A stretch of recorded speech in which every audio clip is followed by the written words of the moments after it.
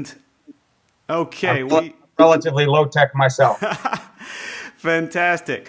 Okay, so we are now live on the Metabolic Motivation Show, and very excited to have Dr. William Pawluk on today. He's a world expert in the field of pulsed electromagnetic field therapy, and has worked with a number of American universities like Johns Hopkins, I believe, and some others, as well as having done extensive research in this area.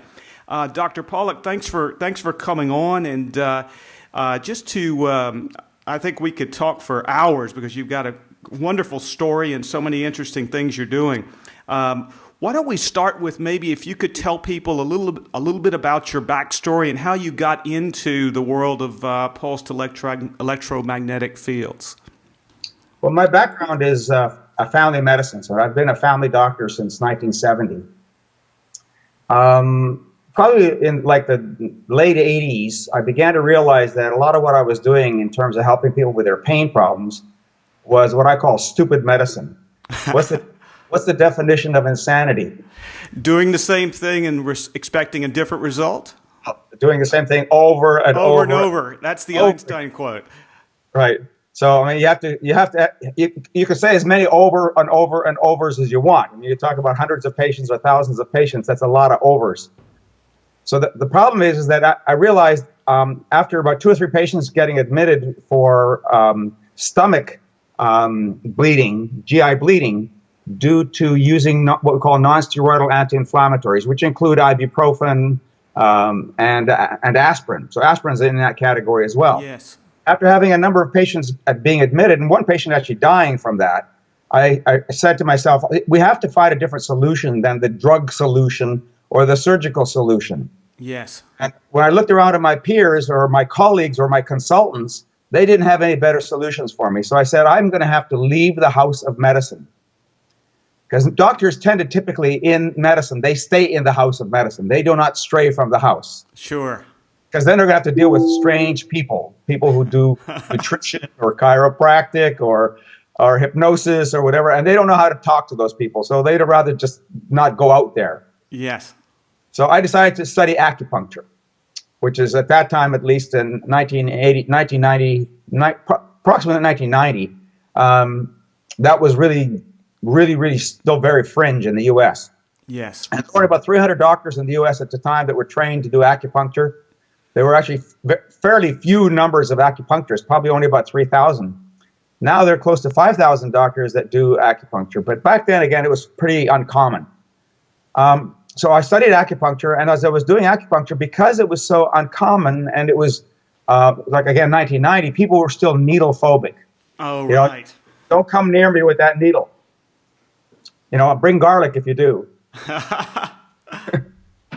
So what I did is I started looking at other ways of doing acupuncture treatments other than needles, and discovered that in the Orient they had been using magnets on acupuncture points as well for some time, and began to use them myself in my practice, and began to do research on what's the phenomenon? Why is this working? How does it work? What's the mechanism? And got deeper and deeper and deeper into the subject and found that there were very few resources. There were very few people who knew anything about it. The engineers and the physicists had their opinions, but there were very few clinicians or very few medical people who used it. And what knowledge there was actually hidden behind the Iron Curtain. It was written in Cyrillic or German or Japanese or Chinese. Right. That information was just not available in the West. And lo and behold, I met a guy from the Czech Republic, an MD, PhD, who had translated a lot of that Cyrillic language-based research, Russian, Czech, Ukrainian, Yugoslav, etc. He translated that and had a very rough manuscript. So he also wanted to get that information into the West. Right. And we agreed to collaborate, and I ended up producing a book called Magnetic Therapy in Eastern Europe, a review of 30 years of research. Oh, fantastic. So that was done over a decade ago. That book originally was published, and I had to self-publish because it would be a very narrow niche for circulation. And is that on it? I'm sorry. Is that on Amazon by chance? It is, but it's really not anymore. because again, it's a low circulation Sure. book. So it's available through drpawluk.com. Great. Okay. Fantastic. drpawluk.com. So you can contact the company through the drpawluk.com, and the books are available for purchase. But I have to warn you again, they're technical. They're not for the average layperson. Right. So you have medical background or a fairly technical background to really understand it. The most important point of that book is that finally we had the scientific medical background and research that on at least 30 years at that point of Eastern European experience with magnetic therapies. So like this was like a bonanza. It was a gold mine. Oh, yes, I imagine. But, Americans typically, and maybe other people in the world too, but Americans typically have to duplicate everything that anybody else has done. They don't trust anybody else's knowledge, unfortunately. But I don't have that belief, and I used a lot of the information from the book to actually guide what I did subsequently. And since then, the focus of my medical practice, or a lot of my clinical practice, had been to use the pulse magnetic fields. And as a result, we developed a website that was largely educational at the beginning, and now it's educational. Plus, because people kept demanding this from us, we began to actually have a store, and people could actually purchase devices, through the website. Oh, absolutely. Fantastic. Fantastic. Yeah, Well, and we help to guide them through the selection process too, because it's not easy, it's not simple, it's not intuitive, in terms of what you should get. And you can spend a tremendous amount of money or very little money. And often if you spend very little money, you're not going to get the kind of results that you might want. Right. Yeah, I've taken a look, and you have quite an extensive number of products there. So I think the guidance would be very helpful. Well, let's talk a bit about some of the benefits and some of the usage of the PEMF. So, for example, I understand, for example, chronic pain would probably be something that would be very interesting to people. 1 out of 3 Americans, as you know, probably has some chronic pain issues. And is that something that people could use this for? That is, pulse magnetic field therapy has pain as probably the primary indication for its use. I mean, it's not used just for that. Obviously, the pulse magnetic field therapies or pulse magnetic fields affect the body, all the cells in the body, regardless of the condition. Okay, whether it's pain or whether it's headaches or whether it's cirrhosis or whether it's chronic obstructive lung disease or pancreatitis, you name it. I mean, it's because it affects every cell without discrimination of what causes the cell to be, in bad health. But pain is the most common indication for sure. Fantastic. So along those lines, for someone who is, someone who's recovering from a surgical intervention, whether it might be a hip, a knee, something common like that, would this also help with inflammation? Well, it helps in a lot of ways. In fact, if somebody's going to have a predictable procedure, I will usually advise them to get a magnetic therapy system before they have their surgery, because it preconditions the tissues to be alert to the stress of the surgical process itself. And so it causes something called heat stress protein to be produced by the cells, which protects the cells from damage. So the cells are healthier before they even have the surgery. Then when you do it immediately after the surgery, you can accelerate the healing process from surgery by almost half. Wow, that's fantastic. So you'd recommend starting before the surgery to sort of prime the tissues, and from your experience, you've seen that cutting the recovery time in half. In half, typically. That's fantastic. My wife broke her little toe, and you could tell the toe was broken because it was angled out. Right. And of course, very soon after that, it became black and blue and swollen. So she used a magnetic device that we have. That's portable, battery operated, and she wore it constantly. Next morning she woke up, all the bruising, all the swelling was gone. The morning after that, normally you have to walk in what's called a platform shoe that won't allow any bending for the toes. Yes. Right? You may have seen people using those. So she had to wear that, and the morning after that, she walked a mile in tennis sneakers, and the morning after that, she walked 3 miles in sneakers and never looked back. Wow, that's incredible. Using it constantly for that period of time. Wow, that's so that would that would be would that be something that you follow? I follow the American football quite a bit, and used to played as a kid, of course, like many people, and you see the turf toe issue a lot of times, which holds people out for months or sometimes Often months. Yeah, Correct. and so would this be helpful? Absolutely. Absolutely. It doesn't matter what the injury is. It doesn't matter which tissue it's in. It doesn't matter what part of the body it's in. It can help the body to heal itself from the injury. Now, the way it does that, one of the things you mentioned is inflammation. So inflammation is actually a necessary part of the healing process. If you cut yourself, the way you repair is to create an inflammatory condition. Right. But what you don't want to do is you don't want to have that acute inflammatory condition turn into a chronic inflammatory condition. Exactly. That's a great point to differentiate between chronic inflammation, which so many of us have, and as we get older. Yes, and acute inflammation. So tell us a little bit about that. Just because we'll have people, some of our listeners are going to be technical people, and then others are going to be, for example, my mother, who has no technical health experience. But to differentiate if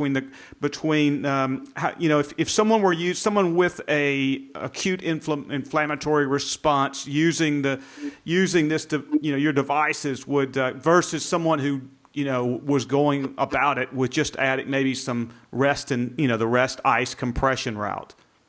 Well, in fact, actually, when you talk about the standard approaches to inflammation, and we started this story, if you will, by me saying that you use ibuprofen or aspirin or something like that to help you with your pain. On a temporary basis, that's not a problem. But for a wound or a fracture, it's a problem because you shut off the natural healing response. Yes, you're helping your symptoms, but you're actually, in a sense, you could be harming the body, not only by causing GI bleeding, but also because you're actually shutting off the inflammatory response. In fact, ibuprofen and aspirin and all those products in that class of non-steroidal anti-inflammatories, they actually cause the arthritic process to progress. Wow, that's fascinating. Because the body can't heal itself. Yes. It can't do its own repair work when you're using these agents. Magnetic fields don't shut off inflammation in the same way. They shut off inflammation by bringing in more inflammatory cells to balance out the inflammatory process in the acute setting, such as that fracture that I mentioned. Right. But then at the same time, they help the body, like acupuncture, they help the body to balance itself. So when the acute inflammatory process is done, the repair work is done, the cells go away. The cells that are doing the acute inflammatory work turn off when they're supposed to. And sometimes what they do is they actually die. That's what they're supposed to do. They do their job and then they go away, they disappear. Right. But if they linger, if they stick around, they become chronic inflammatory cells. And what magnetic field therapy does in that circumstance is it actually helps those chronic inflammatory cells to die off, like they're supposed to turn off. Yes. Because if they don't turn off, then not only do you have chronic pain or chronic inflammation, but you can also have those tissues turn into cancerous tissues. Wow, this is powerful benefits. So how about with some of the, some people are going to say, well, hey, is this something that the FDA has looked at? Are there some approved, what's the approval process, that kind of stuff for the skeptics that are out there? Well, there's a lot of science about magnetic field therapies and what they do. 25 years ago, the FDA approved devices to heal what we call non-unions. Mm-hmm. So fractures that won't heal. After 6 months, if a fracture hasn't healed, it's considered to be a non-union. A union is where the fracture unites and heals itself. So a non-union means that the fracture is separated, and now the bone cannot bridge the gap, and so it becomes, in a sense, an artificial joint. Well, that's a disaster, especially in long bones of the body or clavicles or certain bones in the hands. They're commonly experiencing non-unions.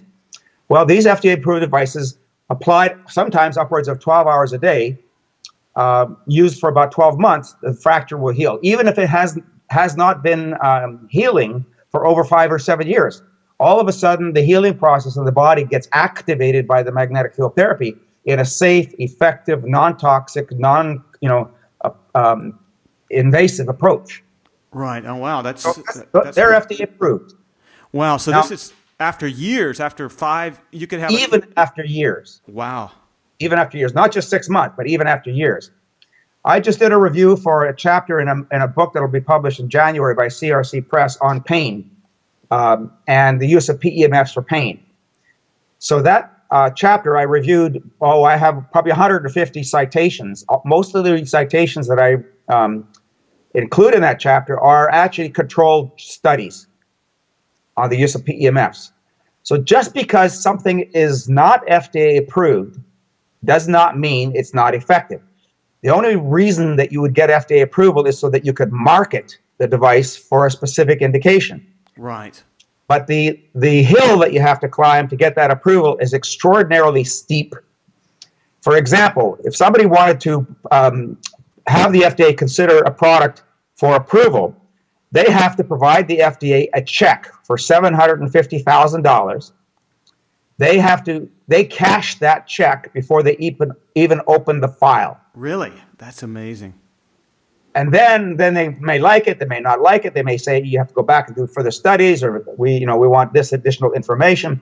So before you know it, it could cost you $500 million in order to get an approval for something. Wow. No idea there was that. I knew it was quite a difficult process, but that seems like a barrier to entry that is prohibitive for so many things that might be helpful to people.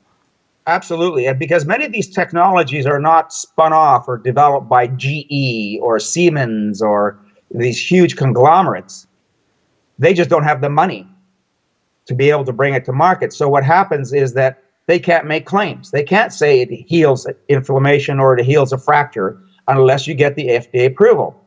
So the science, when you go to my website and you read all the information about PEMFs and all the things that it can help, that's not based on a claim that I can make about a given device. I'm basically reviewing the science, the literature that says, here's a study that showed that you can help with prostate enlargement, you can help with reversing arthritis, you can help with breast cancer, you can fibromyalgia. The list that goes on and on and on about all the uses of PEMFs.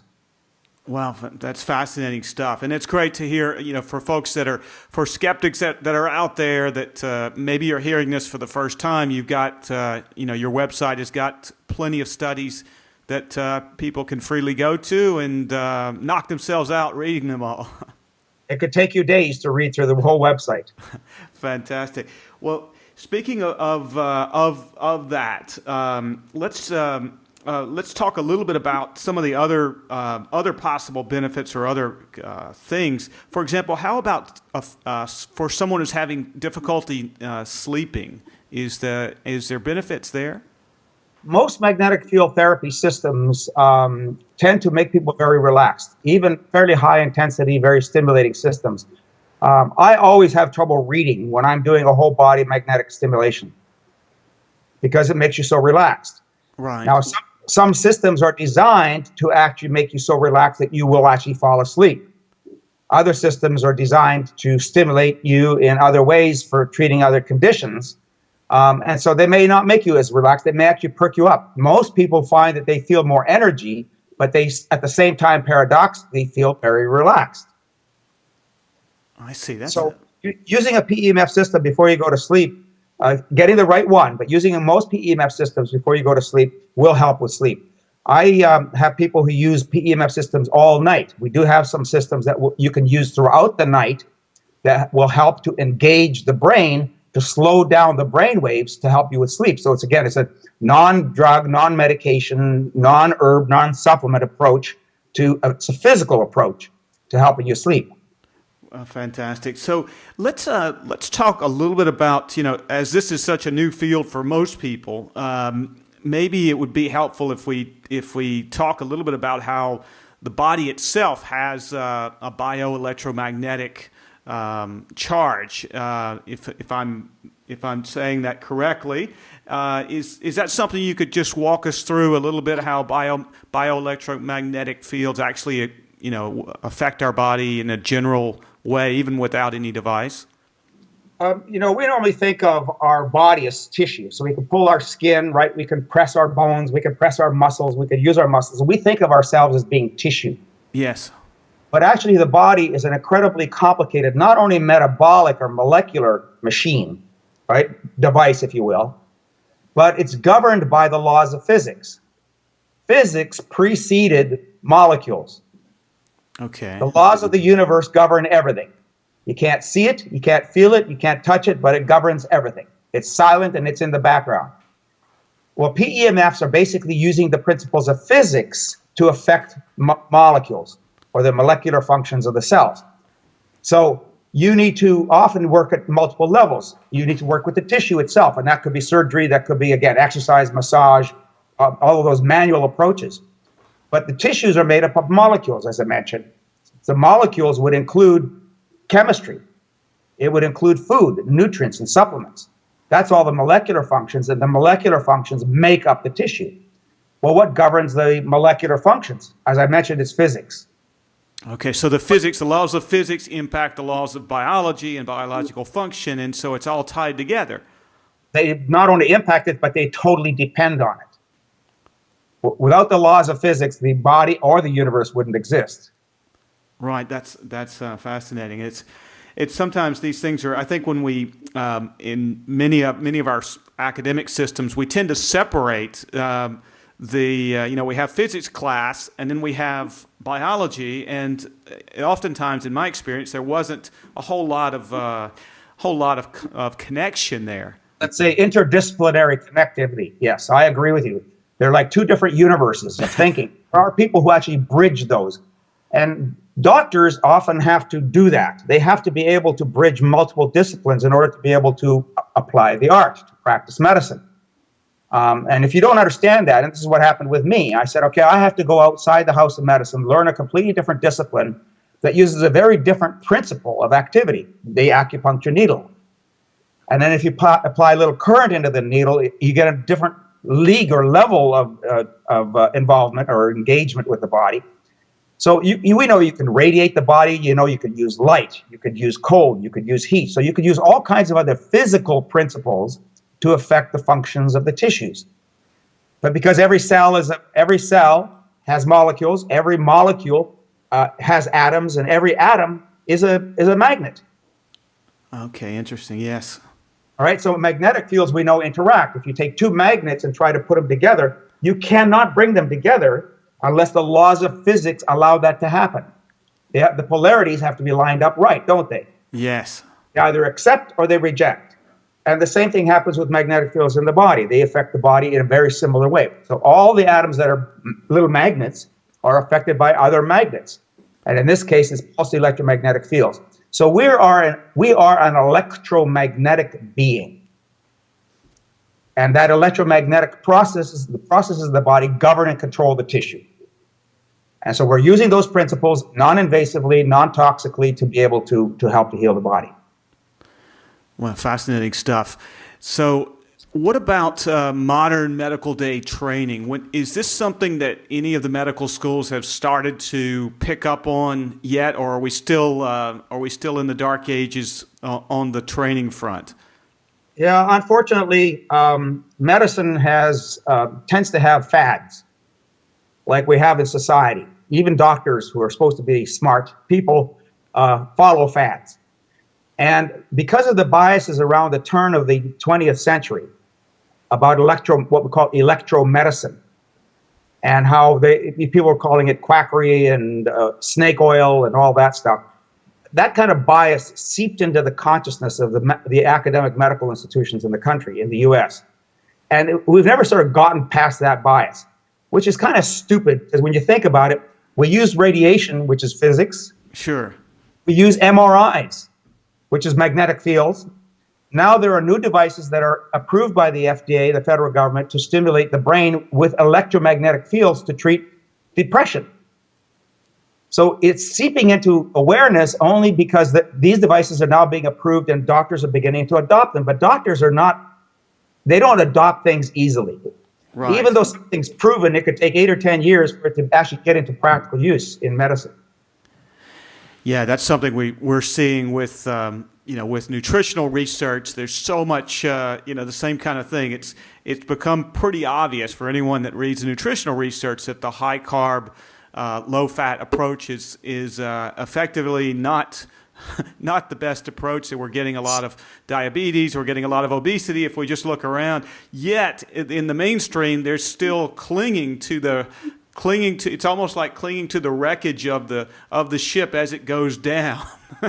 Well, in fact, actually, how long did it take in the U.S. for finally the federal government to say cigarettes caused lung cancer? Great example. It took 30 years. Yeah, that's a great example, and now everyone would accept you. You would be ridiculed if you tried to defend smoking now. But it's like the tide. But yeah, it'll be interesting to see how this. Hopefully, it will not take 30 years. But and fortunately, with your work in bringing this to America, bringing this to the public view, people can take advantage of this innovation before it's mainstream, and the human body is still going to benefit, even though people don't know about it. So, why? And unfortunately, I was on Dr. Oz, on the Oz show, and one of the points that Dr. Oz made that I saw all the time regularly is you can't ask your doctor for approval for you to use your magnetic device. Yes.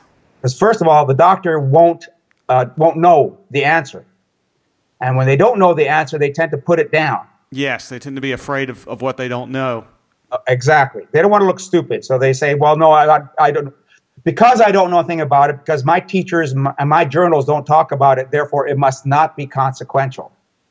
Yes, that's something I see a lot of times when I've got a lot of doctor friends both in my family and just personal life, and I'm always joking with them that they've discount whatever they don't know as being non-important. Unfortunately, that's the case. So you have to do your own research. And fortunately for the internet, I think this is an incredibly liberating thing for people. Now, you can get a lot of misinformation on the internet, sure, but you can get a tremendous amount of very valuable and useful information.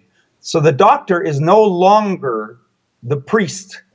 Yes. Speaking a foreign tongue, right, hidden in a room away from prying eyes, and you have to go to the doctor and get the doctor's wisdom. Now you can go out and do your own research, figure it out for yourself, and if you want to go to your doctor, you can have a discussion, if the doctor is willing to have a discussion about what you just learned.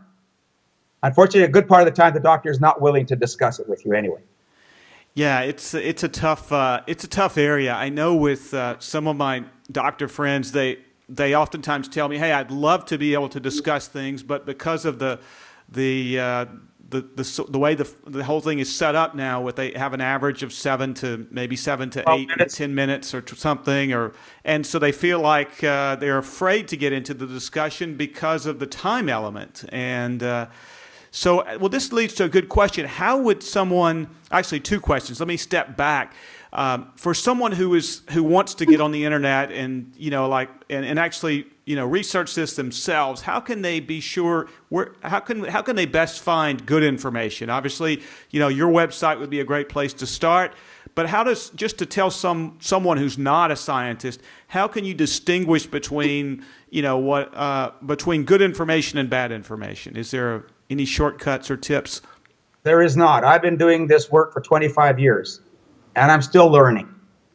And that's one of the reasons I set up my website. There are tons of websites that say they have scientific information. Some of them are very biased. They may sell one particular device and basically say that all the other devices in the world are garbage. Mine is the only one that is of any value. Right. Right. Unfortunately, that's a marketing tactic, but that can actually fool you, and people reading those sites have no basis to judge whether they're right or not. One of the reasons we set up our website is to provide an authoritative, more medically based approach to providing people information. Now, that doesn't mean that I don't have my biases. I certainly do. And what we don't do on our website is I don't talk about lasers. I don't talk about sound. I don't talk about color. Those are still valid technologies and have their place as well. But I think I have 30,000 abstracts on magnetic field effects on biology. That's, even for me, it's daunting to sift through all that information and make sense of it. The National Library of Medicine, something called PubMed, PubMed, P-U-B, right. PubMed. They have a tremendous repository of information. If you did a search on electromagnetic therapy, you'll have 20,000, 30,000 hits.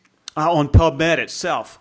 On PubMed itself. Okay, that's good to know. I get a download every month from PubMed on any new things that have come up in the field of electromagnetic therapies. And I have to sift through thousands of titles in order to find the ones that I want to look at. So it's very hard. There aren't good books. There are books, but they're like my book on magnetic therapy in Eastern Europe that are technical. So there's not much that's really available to the layperson that's in a easily digestible form. I am working on a book that's going to be more of a lay book, but I haven't published a book before because I intended my website to be the book. Right, I see. Okay, the website is a living document. A book is a static document. Right. Right? Once it's published, that's it. It's there forever.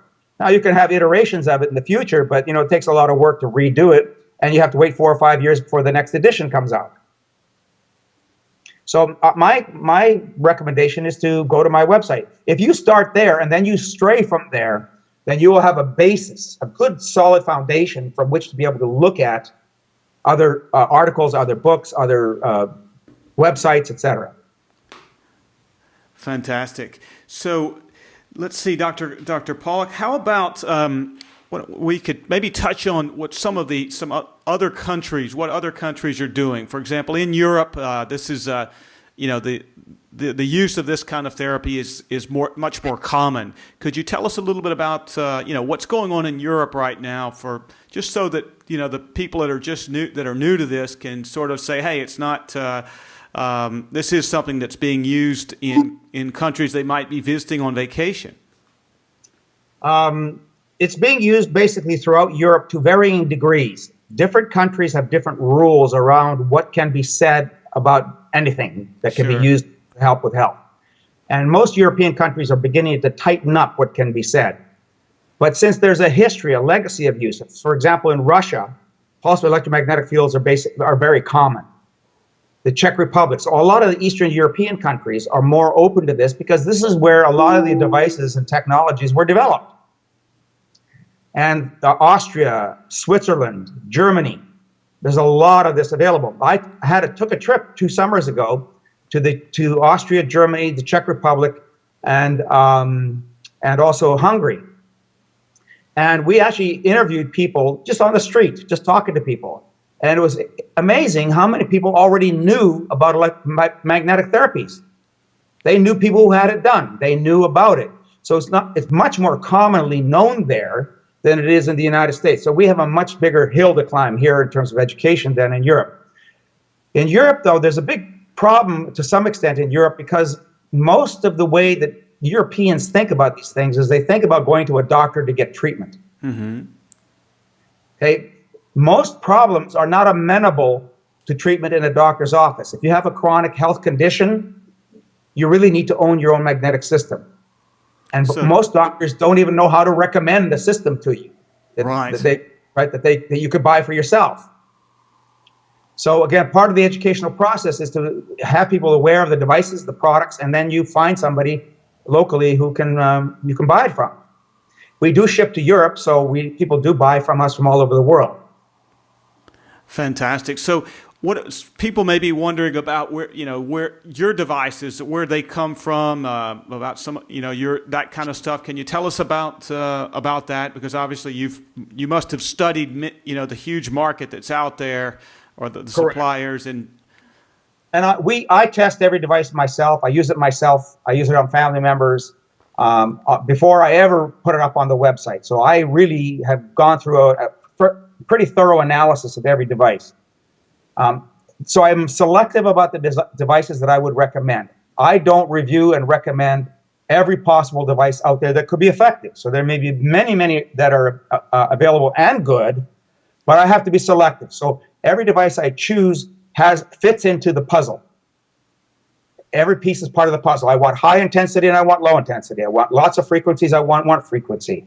I want to help people with sleep. I want to help people with pain. So different devices will have different uses depending on the circumstances that the person is dealing with.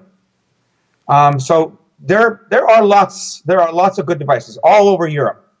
The most common ones that we have are from Germany, Austria, Russia, Israel. I have U.S. devices, I have Canadian devices, I have Australian devices. So really basically from all over the world. So you've got quite a selection there. Yes. Interesting. Fantastic. So let's maybe we could touch on briefly, as far as how would one decide on, a typical condition for a typical American male who was athletic in the past, and they're getting into their 40s and 50s and starting to notice, maybe it's just a lot of not an injury, not an acute injury, but just noticing a lot of joint pain. Is this something that would be good to consider? Yes, I call it creaks and rattles. We start to after age 40, we start to notice the creaks and the rattles, and by age 50, we really notice it. By age 60, okay, we now have learned to live with our creaks and rattles. Right. So yes, we talked about health conditions, but one of the most important aspects of pulse-magnetic field therapies is health maintenance. I think personally, I believe every human being should have a magnetic therapy system. The Earth is an electromagnet. Our bodies, as we age, we lose magnetic field strength within our bodies and the vitality of our cells. So those cells need to be stimulated to wake them up. For example, like the non-union that I discussed. Those cells, that the body couldn't finish the job of healing. It got stuck in the healing process. Well, aging and chronic conditions are basically stuck processes. So magnetic fields actually help the cell. They wake the cell up. They provide more energy to the cell.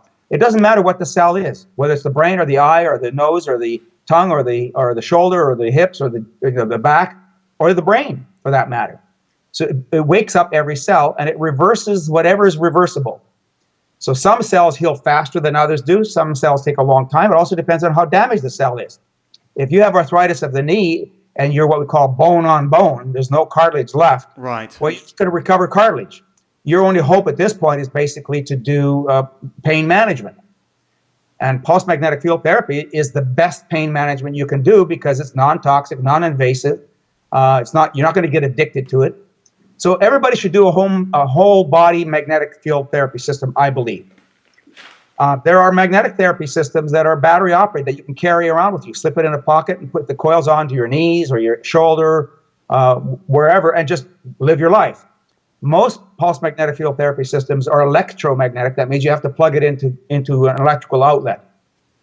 And that limits how much time you're likely to spend with it. So that typical male, I would first of all start with and think about using a whole body system. If you're diabetic, you absolutely need to be on a whole body magnetic field therapy system because it will slow down the diabetic destruction process or the process of the diabetes hurting and damaging cells. So it'll slow that down. Aging happens much faster in a diabetic than in a normal person. So I've salvaged limbs, I've salvaged hearts, I've salvaged all sorts of things using magnetic field therapies in diabetics. So to go back to your male, then if you can't afford a whole body system, it's just your knee that's bothering you, then you might want to do a portable system that you can use at will that's not that expensive and just treat one area. It could treat multiple areas, but it's not just for the knee. I would usually not waste my money buying a magnetic therapy system that has only one tissue of use or one place of use or one problem of use. Because pulse magnetic fields, as we mentioned, help all the tissues in the body, all the cells in the body.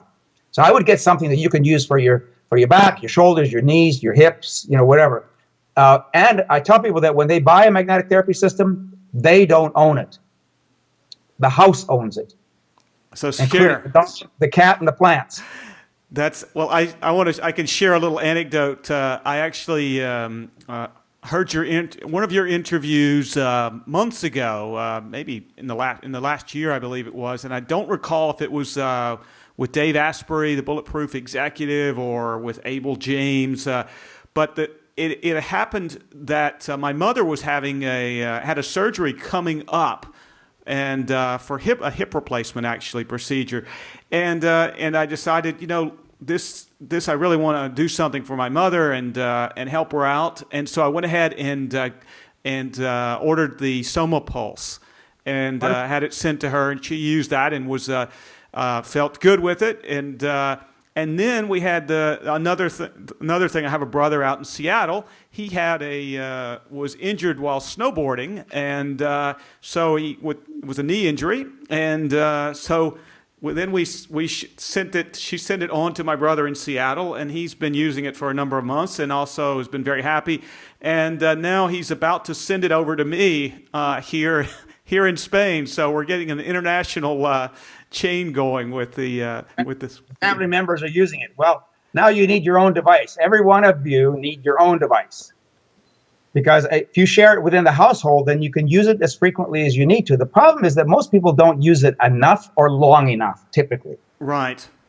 Right? In other words, if they're not doing it every day, so going to your doctor's office to get a treatment once a week or once every 2 or 3 weeks won't fix the problem. You might feel temporarily better. But it's like acupuncture. You have to keep going to get the treatments. Or massage therapy, for that matter. 1 or 2 massage treatments doesn't, finish the job. But 2 weeks later, you have another reason to need a massage. Sure, you got to. It doesn't. It helps. It helps for a day or two, and then it's time to get rid. But again, to hit it again. And human beings are like that, right? You don't eat once in your lifetime, and then it lasts the rest of your life. You have to eat 3 times a day at least.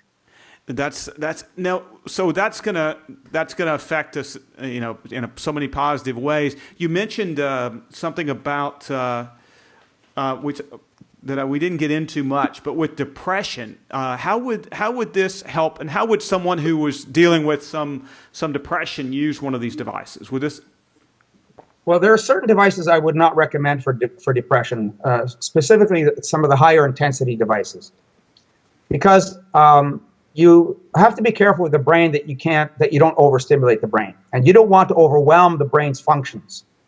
So magnetic fields are powerful enough that they can shift the way the cells are firing in terms of their frequencies. So you don't want to overwhelm the brain. So you have to be judicious and proper the way you do it. I would pick devices that have specific frequencies that help certain, again, metabolic functions in the brain, that help the frequencies of the brain. So as you know, we talk about alpha, beta, theta, and delta, the brainwave. Well, if you're in let's say theta, parts of your brain are in theta, and that's what's making you depressed. Well, then you need to shift your brain into alpha. So you would treat yourself by giving your brain alpha waves, alpha magnetic waves. Now, the good thing about magnets or magnetic fields is they go right through the brain. They go all the way through. They don't just sit there superficially. And because they go through, you're rebalancing the whole brain and not just a part of the brain. There's a frequency that's going to be in a new device that we're going to be coming up with in the near future, within the next couple of months, called the Flex Pulse. That device has 1,000 hertz built into it that has been found in research to specifically help with acute depression. Wow, that's going to be called the Flex Pulse. Flex Pulse. So look for it. It'll be coming out probably in January. Wow, that's fascinating. So, if we step back to the for example, with the Soma Pulse, could you tell us maybe some applications that one might for a lot of people, I think, might have a Soma Pulse that are it's one of the that's your portable device, is that right? That's the current portable device. Correct. I don't know what's going to happen with it in the future, but right now that's the device that I recommend a lot to a lot of people. The Soma Pulse has 2 frequencies in it, 10 hertz and 100 hertz. 10 hertz is alpha. So 10 hertz by itself tends to be relaxing. But 100 hertz is designed into it to help with what we call fast twitch muscle. Mm-hmm. The 10 hertz is designed to stimulate slow twitch muscle, but it has other uses than just stimulating muscle. I use it myself for sleep. I have a history of diverticulitis and diverticulosis, so I use it in bed every night to treat my belly, to make sure that it doesn't come back, or to keep everything quiet from what happened before. Right. But my wife used it for her fracture. You know, I mentioned the fracture of Oh her toe. yeah, the toe. That's used as a soma pulse. Okay, we know that it helps with wounds. There's research that shows the soma pulse signal actually helps with acute inflammation. Right? We know that it helps with bone healing because there's research to support that as well. So it can be used for just so many different things. I use the soma pulse myself every day. Maybe I shouldn't be talking about this because there isn't great research about it. But I, from what I know about magnetic field therapies and QEEG and neurofeedback, I put a soma pulse coil in the front of my head and in the back of my head every morning for half an hour. In the front of the head is for acute memory or short-term memory, and the back of the head is to stimulate the hippocampus for long-term memory. So I did that for half an hour. The first time I did it, I had this clarity. It's like the room got brighter. Wow. Right? That was neat. I don't get it anymore. I don't have that sensation anymore because now the brain is used to this and it's already shifted its natural state. But I still do it every day because the stress of the day, what you eat, aging, all sorts of other Wi-Fi, microwaves, all the stuff that's out in the atmosphere are all things we need to protect ourselves from. So once a day treatment for half an hour, and my brain is tuned. Is that better does it work better in the morning, in the evening, or does it not matter? It doesn't matter. I happen to do it in the morning because my wife and I walk 3 miles every morning. I just stick it under my hat while I'm walking. And you use two devices then? Is it because you've got the coil? No, I just use a soma pulse, Yeah. but it has two coils. Oh, you've got the two coils. Okay. Yeah, I So haven't one- actually received. I haven't actually got. I'm waiting for it to arrive actually, and it seems to be hung up in customs right now. So. Well, I think the Flex Pulse will be a better device because it's got more frequencies in it than the Soma Pulse does. It has some of the same frequencies that are in the Soma Pulse, but it has more frequencies, including the 1,000 hertz one for depression. Okay, so it's got the 10 hertz. You've got with the Soma Pulse, you just got the 10 hertz and the 100 hertz, right? And then the Flex Pulse will go up to 1,000. Well, it will do 10 hertz. It'll do, I think, 5 hertz, 7.83 or 7 hertz, 23 hertz, and then 1,000. Right. And now It covers the brainwave spectrum basically, and then add the 1,000 hertz in for the mood.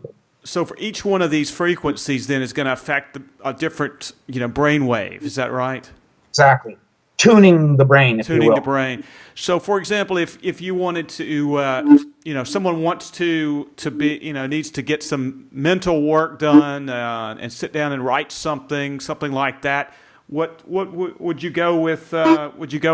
Which hertz? 15 or 23. Anything above 15 hertz will perk you up, mentally perk you up. Right. Whereas the So 10 this- hertz would be more for relaxation then. Or for relaxation. The new one, the Flex Pulse, because it has the higher beta frequencies in it, would be very useful for long-term trips. Oh, fantastic. And you don't actually have to treat your brain. You could put it on the back of your neck. You could put it anywhere along your spine because any part of the body that's stimulated will affect the whole body.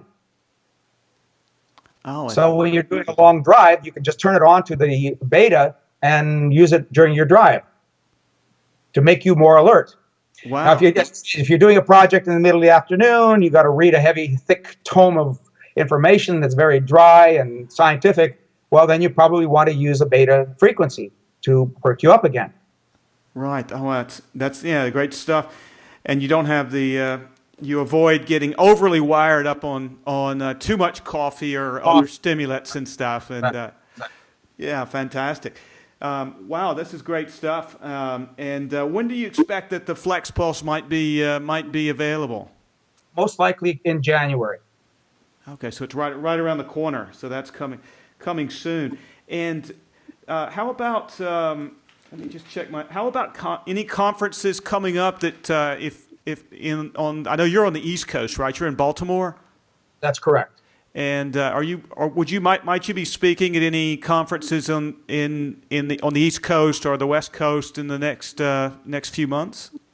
We're going to be talking in March at a conference called COPA, COPA, in New York City.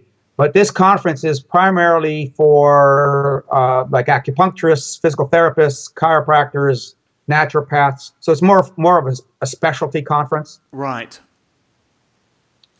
And then we'll be doing some conferences in Europe this coming year. We're setting up another company in Europe that will be called Health Energy Partners in Europe. Oh, fantastic! So that's a new venture then. It's a new venture, and because we have increasing demand from people who are in Europe, and that we'll be talking at a lot of consumer type level conferences in Europe as well. Wow, fantastic! We've actually on our future goals. One of the things we want to do actually is create a health and wellness conference in Spain to take advantage of the great weather and the great just a great environment to be in. And so that's something we'll have to stay in touch with. It's not going to be next year, but we might be beyond 2015, maybe 2016. We're still looking at some different options. So that'll be great to consider. Well, that would be great if you kept us in mind. Oh yeah, by all means, by all means. Could I ask, if I might, just a couple other quick things? And I just noticed I'd written down a few questions from some wellness coaching clients of mine. One was about one of the other male issues that comes up for a lot of men when it used to be, now coming up even sooner, which is problems with andropause, or some call it menopause. Is this would there be some benefit that we could with this therapy? Theoretically, yes. There is some research that suggests that ED, erectile dysfunction, can be helped with pulse magnetic fields applied to the pubic area. There is research that supports shrinking the prostate itself with pulse magnetic field therapies. In fact, there's an update on my website about that topic itself. Males who have enlarged prostates tend to have less male function. Sure. All right, so they kind of go together. We know that pulse magnetic fields will stimulate the gonads directly. So they can actually help to increase the amount of testosterone production. I can't honestly tell you that if your testosterone is in the bottom of the reference range, that it's going to bring it up to the 25-year-old range. Right. That's a big jump. It's a big jump, and that tissue has to become young again. So it's not just a matter of producing more testosterone. You basically have to regenerate the tissue to be healthier and young too. The Leydig cells all that, Sertoli cells, etc. So if someone wanted to try that, is there a recommended frequency range? Would it, might it be the 100 or the 10, or is it might be something else, or any ideas? I don't think frequency is as important as regular use. Mm-hmm. For the prostate, higher intensity magnetic fields will do a better job because the prostate is relatively deep into the body. Okay, it's not superficial, not like a finger or an arthritic knee. That's more superficial as far as the magnetic fields are concerned. So you need something stronger that goes deeper at a high intensity deep inside the body. So that'll work for the prostate. So, and we can guide people in terms of the intensity, what kind of system that they should consider getting if they're interested in doing work with their prostate. Otherwise, the other thing that happens too with andropause is vascular disease. So as men begin to get blockages in their blood vessels in their body, and particularly men with prediabetes and diabetes, then you're already beginning to affect the microvasculature, the small blood vessels. Yes. The small blood vessels feed the nerves that control erectile function. All right, so now andropause is more than just erectile function. Sure. There's other hormones and hormones that are involved in things. As well, and testosterone has a legion of effects in the body, including the brain, the skin, muscles, bone, heart. The list is very long. So andropause can be helped in general by having a slight increase, some increase, but I would not rely on that by itself. If you're going to do that and want to use only magnetic field therapy to do that, get a blood level first, do the stimulation, see what happened to the testosterone level. Okay, daily use, probably 30 minutes a day to the testicles would probably help with increasing the amount of testosterone. But again, whole body treatment helps the rest of the body. So if the rest of your body is in the toilet and you're trying to simply increase your testosterone level, well, the testosterone is trying to push a dead horse. Right. You've got the whole the whole hypothalamic, the axis, the HPA axis, and body in general. They're wasted if they're too depleted. They have to be awakened and revivified as well for the testosterone to work better. So we're looking for a simple solution to a very complex process. Right. Yeah, and the human body is not simple at all. At all. So if someone wanted to go, look at one of the full body devices, what might you suggest? The one that we're going to be producing again in several months is called the BioBalance, which is again a sort of an adaptation of a bunch of different systems. So we've taken some of the best out of multiple systems, and we'll be developing that. Now that will also be available in the spring, probably late January, late February. In the meantime, one of the devices that I use frequently is the Mag Mobile. So MAGMOBIL, and that's described on our website as well. I like that. It's got some of the same frequencies that we have with the SomaPulse, or the Flex Pulse rather, but it also is a whole body system. So it has a pillow applicator that you could put under your pillow and help you with sleep. You could use the whole body pad to condition the tissues at the selected frequencies. So that's a relatively inexpensive compared to other whole body systems. There are whole body systems that cost $4,000, $6,000. So this one is about $1,600 US. And that's the full body system. That's is it Mag Mobile? It's called the Mag Mobile. MOBIL. Okay, the Mag Mobile. And that's about $1,600 US. Is that right? Yeah. Fantastic. So you mentioned the European company that is sort of in the pipeline, and is there a date, a rough target date for the launch? For the for the BioBalance? Yeah. Well, actually, for both. For FlexPulse. Well, FlexPulse will probably be out before the BioBalance will be out. Mm-hmm. So the FlexPulse should be out, as I said, in January. January, right. At the latest, at the end of January, but most likely early January. The BioBalance, probably not till the end of February. Right. Okay. So those are coming out, and then the European company. That can you tell us a bit more about your dates on that? Well, we'll probably be announcing stuff about it on drpawluk.com. Well, we already have people in Europe that are beginning to build the whole network and so on. But I'm expecting the launch to happen probably by the end of this year. Fantastic. Well, great. Well, I've got some people here in Spain, some customers of mine, coaching clients who might be very interested in that. So it'll be good to stay in touch. Well, if anybody's interested, we can forward email on to the people who are working in Europe. So if you simply contact us at info@drpawluk.com and tell your clients and the people that listen to the show to reference your podcast, and that you're interested in getting in touch with the people who are doing the European setup. Fantastic. We'll definitely do that. And this has been fantastic. I know we've been going for about an hour now, and I'd love to keep going, but I realize you're busy and don't want to. And I appreciate don't want to take too much of your time. But for those just to recap, for people that might have missed, might have missed the first part of this, could you tell us the best way to contact you, the best way to find you online, just to recap that for everyone?